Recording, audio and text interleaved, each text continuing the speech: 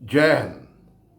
देखिए, अभी हम सब जानते हैं कि रूस ने यूक्रेन पे हमला, उनकी मिलिट्री पे हमला बोलने के बाद अभी कीव पे बस कब्जा करने ही वाला है शायद वो। अब एक सवाल, कुछ दो तीन सवाल सबके जहन में आते हैं। पहला सवाल, क्या रूस कीव पे कब्जा करने के बाद क्या करेगा? हम्म? कब्जा करने के बाद कीव यानी कि यूक्रेन में सरकार किसकी रहेगी? क्या रूस यूक्रेन पे कब्जा करने के बाद, कीव पे कब्जा करने के बाद बाकी बाल्टिक देश जो हैं उन पे भी धावा बोलेगा, हमला करेगा, उन पे भी कब्जा करेगा? ऐसे कुछ चंद एक सवाल हमारे दिमाग में आते हैं, और क्यों ना, आने भी चाहिए, जायज़ बात है, ठीक है। अब मैं आपको बड़े तफसील से इसके बारे में समझाता हूं। यूक्रेन पे हमला रूस ने बोला क्यों? तेल के लिए? जमीन के लिए? ना, उसकी डिमांड केवल एक ही थी बेसिकली, कि Ukraine NATO, North Atlantic Treaty Organisation जो है उसमें ना आए, उसका एक मेंबर ना बने। और नेटो जो कि अमेरिका हेड करती है, और लीबिया के जो पूर्व प्रधानमंत्री राष्ट्रपति हैं वो इसके जनरल सेक्रेटरी हैं। 29 मेंबर कंट्रीज हैं। उसका आर्टिकल 5 कहता है कि अगर नेटो के किसी भी मेंबर पे हमला हुआ तो सारे मेंबर उस पर यूनाइट हो जाएंगे नेटो के, और उस भी राष्ट्र पे जिसने हमला किया है उसके खिलाफ हो जाएंगे, और एक निजी हमला अपने पे समझेंगे। यानी कि जो भी उनको उचित लगता है एक्शन, सैंक्शंस लगा दें या उन पे धावा बोल दें, वो करेंगे। तो इसमें जो नेटो मेंबर्स हैं उनको फ़ायदा भी है, उनकी सोवरेनिटी प्रोटेक्टेड रहेगी, मगर इसमें रशिया को खतरा था। तो रशिया की बस ये डिमांड थी। और जो जेम्स बेकर थे, जो अमेरिका के जनरल के जो फॉरेन सेक्रेटरी थे, उन्होंने वादा भी किया था मिखाइल गोर्बाचोव से कि अब हम नेटो को ईस्टवर्ड एक्सपैंड नहीं करेंगे बिल्कुल भी। लेकिन चार फेजेस में 14 कंट्रियां इसमें दाखिल हो गई नेटो में। तो चिढ़ मची रूस को कि भाई ये हो क्या रहा है। हम सुपर पावर हुआ करते थे एक जमाने में, 1991 में, जब डिसइंटीग्रेशन ऑफ यूएसआर हुआ था। 2004 में और फिर राष्ट्र शामिल हुए। 2008 में उन्होंने एक रेड लाइन दे दी थी कि भाई जॉर्जिया नहीं आएगी, मगर जॉर्जिया पे इन्होंने धावा बोला। 2014 में इन्होंने क्रीमिया पे धावा बोला।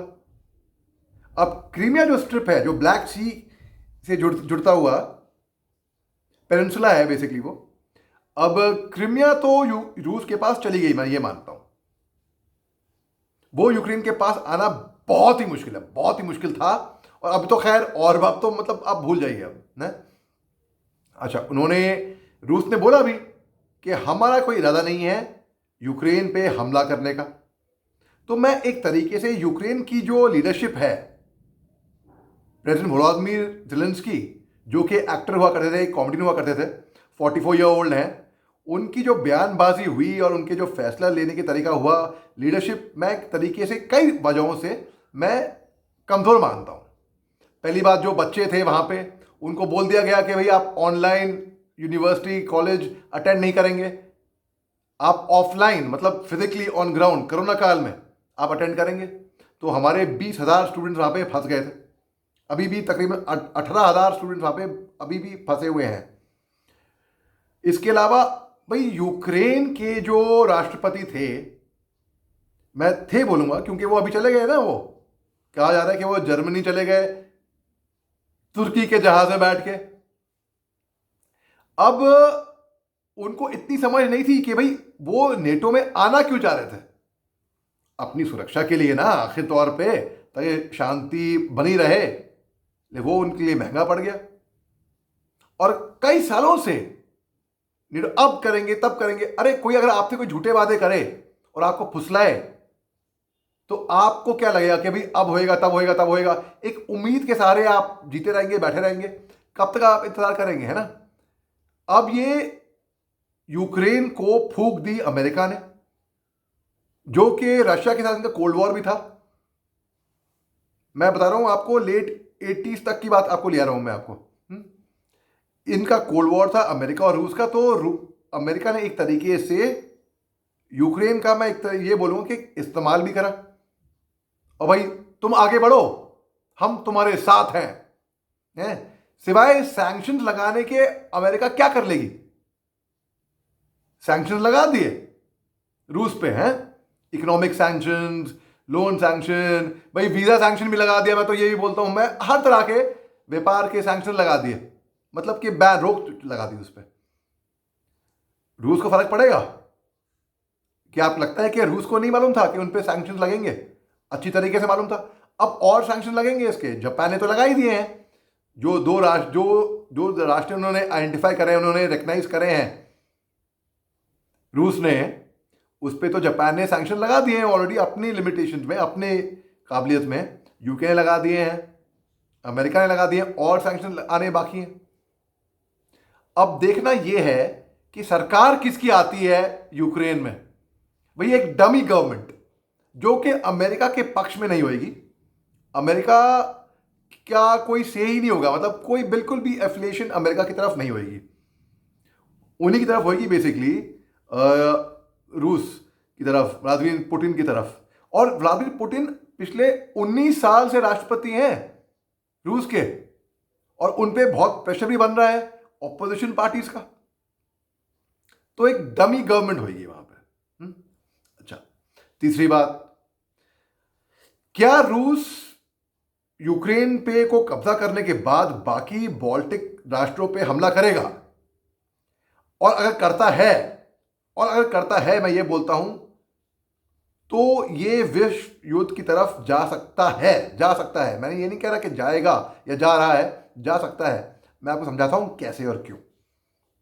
देखिए, नेटो जो है वो तो अपने फोर्सेस लड़ने के लिए नहीं भेजेगी। अमेरिका के पास बहुत बॉडी बैग्स आ गए थे अफगानिस्तान से, उन्होंने बोला भाई नहीं, हम अपनी फोर्स को अफगानिस्तान से वापस बुलाएंगे, हैं? तो अमेरिका नहीं चाहेगी कि कोई भी ब्लड बात हो, खून से हाथ रंगे ना।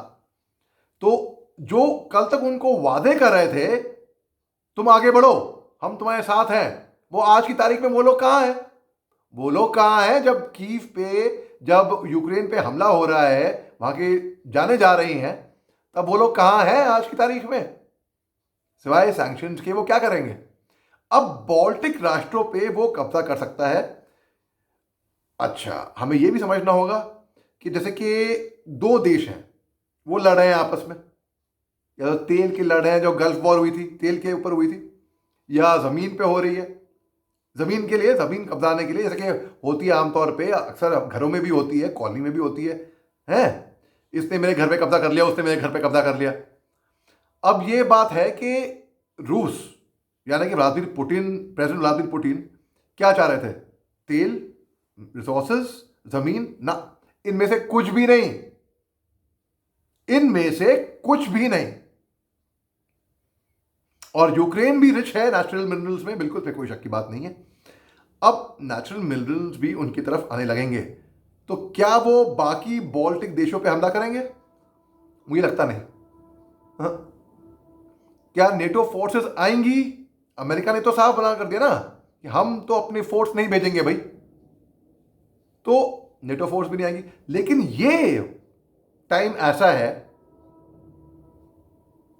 कि चीन जो है वो अपनी चालबाजियों से तस से मस नहीं होएगा।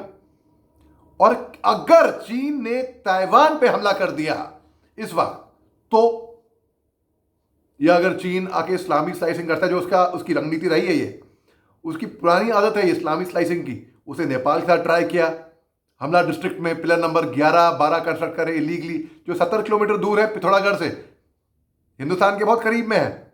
क्यों? क्योंकि वो स्ट्रेटेजिक लोकेशन उनको उनसे मिल जाती नेपाल से, लिपुंद्रा, कालापानी, लिपुलेक, वो इलाका ऐसा है स्ट्रेटेजिकली, उनको एक फायदा होता हिंदुस्तान के ऊपर।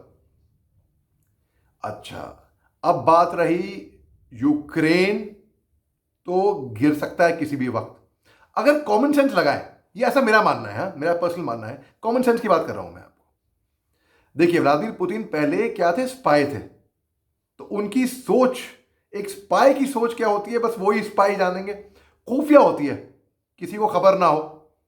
तो क्या उन्होंने कीव, यूक्रेन यानी के पे धावा जो अटैक किया, अचानक किया, बिना सोच समझ के किया, जोश में किया ना, ये काफी पुरानी लंबी स्ट्रैटेजी प्लानिंग करके किया। अब कीव की लीडरशिप की बात करें तो भाई कीव के राष्ट्रपति तो देश छोड़ चुके हैं। अब कीव की गवर्नमेंट कहती है कि जो सिविलियंस हैं उनको हम हथियार देने को तैयार हैं, अगर वो लड़ने के लिए तैयार हैं तो। भाई अगर हथियार भी मिल गए, रशिया बैलिस्टिक हथियार इस्तेमाल कर रही है, बैलिस्टिक मिसाइल्स, स्ट्रेटेजिक वेपन्स, हवाई हमले कर रही है। उनका मुकाबला है कोई? अगर सिविलियन भी लड़ना चाहे, और दूसरी बात वो तैयार नहीं थे जंग के लिए, भाई कमाल हो गया। उनके राष्ट्रपति ने फेसबुक पे वीडियो भी लगाया था कि 16 फरवरी को रूस उन पे धावा बोल देगा है। अगर भाई लीडरशिप जो होती है ना, अगर लीडर मजबूत है तो पूरी टीम सब इकट्ठा। मैं आपको एग्जांपल देता हूं, एक 20-21 साल का फौज में यंग लेफ्टिनेंट साहब है, एक platoon commander, QRT commander, quick reaction team commander, उसके अंडर मान लो फर्ज करो 10 जवान है। अब वो एक खतरे के मुश्किल वक्त से गुजर रहा है, अगर उसको डर लगेगा, अगर वो घबरा जाएगा तो उसके साथ में जो पीछे जो उसकी फौज है वो भी घबराएगी ना। कॉमन सेंस की बात है। अगर वो हौसला दिखाएगा, हिम्मत दिखाएगा, बुलंद रहेगा, बोलेगा फॉलो मी, तो पीछे जो लोग हैं वो भी हिम्मत रखेंगे ना। तो मेरे को ये समझ में नहीं आता कि यूक्रेन, मेरा दिल जाता है यूक्रेन के लिए, वालों के लिए, उनकी वासियों के लिए। भाई जो जंग तो कोई उत्तर नहीं है, ये तो कोई बात नहीं हुई कि आपने मेरे को प्रोवोक किया तो मैंने उसकी जान ले ली क्योंकि भाई मैं प्रोवोक था, उसने मेरे को उत्साया, उसने मेरे को पोक किया, ये तो कोई बात नहीं होती ना। अब देखते हैं आगे कि ये क्या अनफोल्ड करेगा और हिंदुस्तान का इसमें क्या रोल रहेगा। हिंदुस्तान का रोल देखिए, प्रेसिडेंट व्लादिमीर पुतिन ने भी ट्वीट भी किया है कि अगर कोई सा भी राष्ट्र दखल अंदाजी देगा इसमें और रशिया के एक्शंस के खिलाफ जाएगा, तो रशिया उसको ऐसा मुंह तोड़ जवाब देगी कि उसने अपने पूरी हिस्ट्री में आज तक सोचा भी नहीं होगा ऐसा होएगा। लेकिन कल क्या हुआ, व्लादिमीर पुतिन ने हमारे देश के राष्ट्रपति के प्रधानमंत्री नरेंद्र मोदी जी को ब्रीफ करा। क्या वो उनके अंडर रिपोर्ट करते हैं? नहीं ना। लेकिन ऐसे रिश्ते ऐसे हैं रशिया और रूस और हिंदुस्तान के यूक्रेन से भी रिश्ते अच्छे हैं। अब हिंदुस्तान एक यूएन में भी एक पीस ब्रोकर का काम करेगा, मुझे ऐसा लग रहा है, क्योंकि हम एक बहुत शांतिपूर्वक राष्ट्र हैं। अब आगे आगे देखते हैं होता है क्या, लेकिन मैं तो ये दुआ करूंगा कि अमल शांति रहे और जाने ना जाए। और भाई तीसरा विश्व युद्ध की बात करते हैं लोग घबराए हुए हैं, नहीं होएगा तीसरा विश्व युद्ध, बिल्कुल नहीं होएगा। तो प्रार्थना करिए और उम्मीद करिए कि ये मुश्किल घड़ी जो यूरोप इस वक्त देख रहा है टल जाए। जय हिंद।